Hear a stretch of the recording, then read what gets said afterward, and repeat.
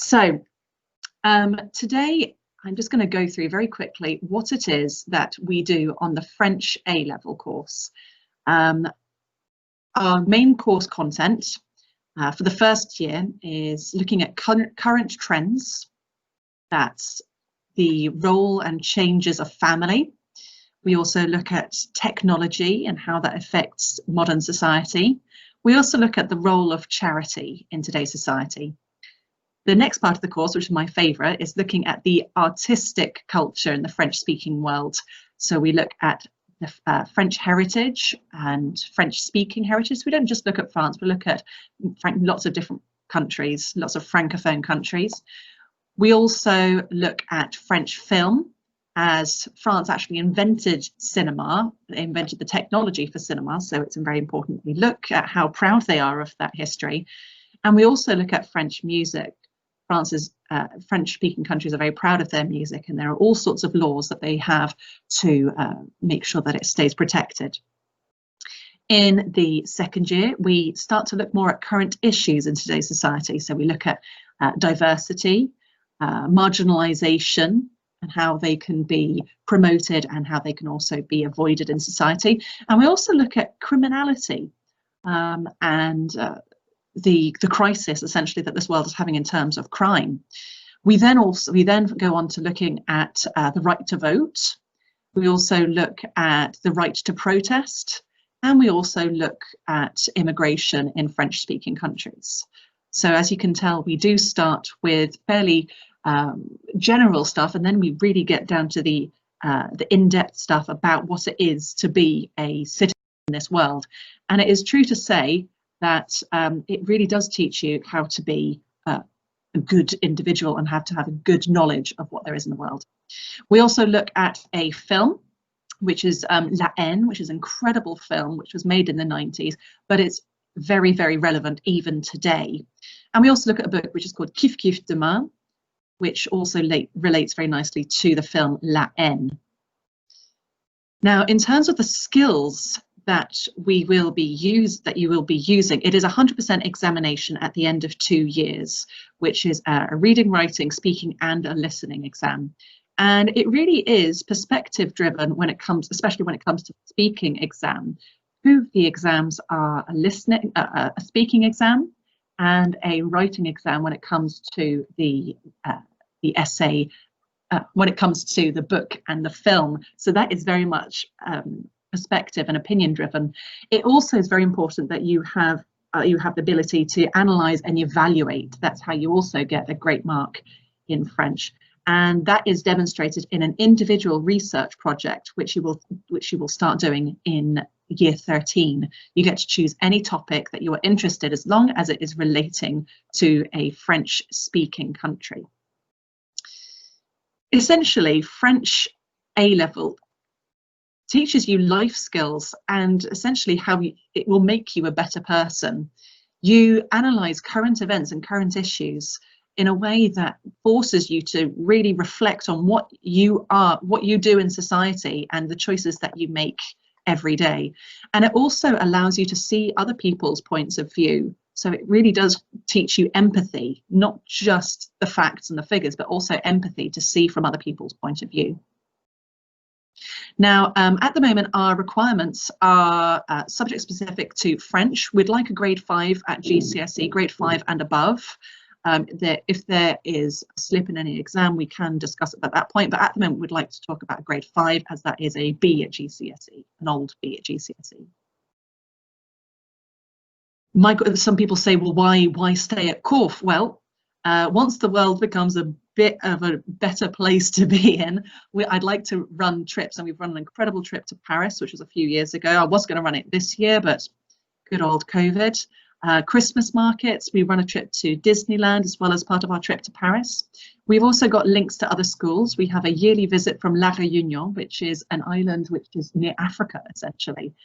And we try to do as much with them through contact and conversation. We also have some excellent results. We have 100% pass rate. Last year, it was 75% pass, A to C, and 2 years ago, it was 100% A to C. So we have some excellent results. But why would you even consider doing French? The pathways, the places it can take you are incredibly broad. When I left university, everyone was sent an email from MI5. So I could have been a spy, but instead I went into teaching.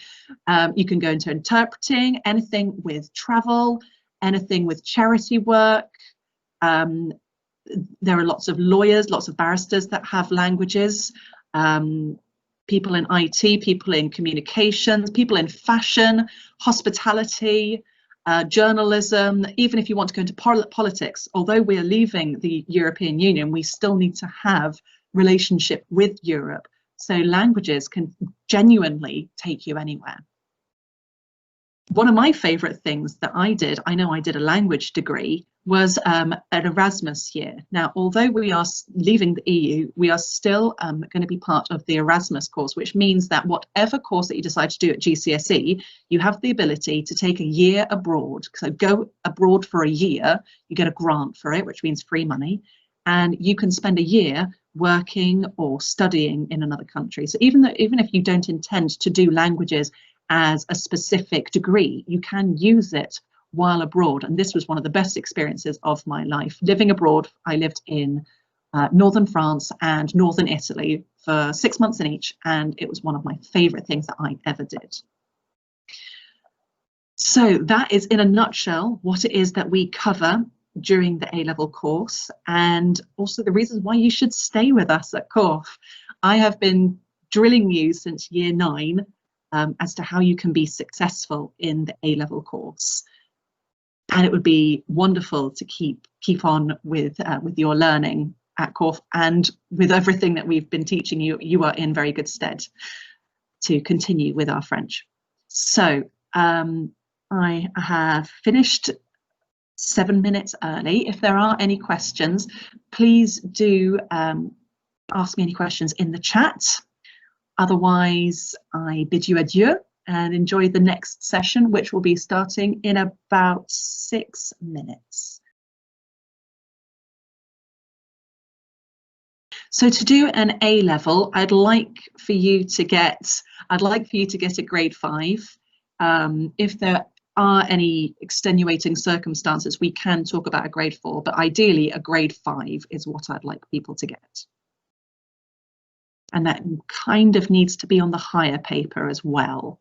So we'd need to talk about swapping people into the higher if they're in foundation at the moment.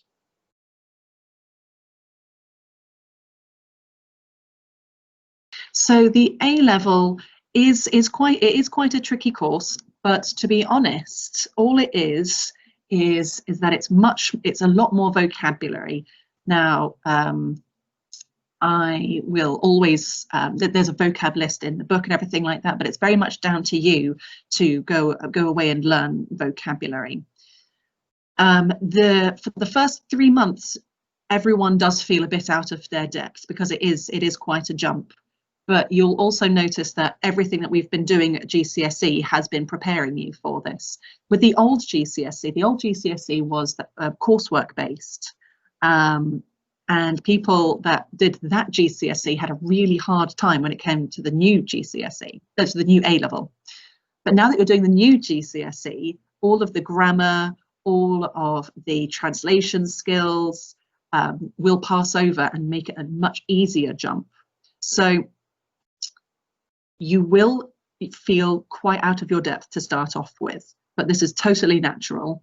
And usually around Christmas time, there comes a moment of, oh, okay, I know what I'm doing. Everyone will be in the same boat. And I always give you lots of support at the beginning, and I sort of ease up as it goes along. So it is harder, but of course, any A-level will be harder. But we get you there. I promise you, we get you there. So it's totally normal to feel worried about it. But I've done this a few times. This isn't my first rodeo, and I don't think you need to worry. I don't think you would need to worry at all, as long as you keep going away and doing your vocab learning, etc., etc. All right, it's 3 minutes to the next session, so I'm going to let you go. Thank you very much for coming, and have a lovely evening. Ciao.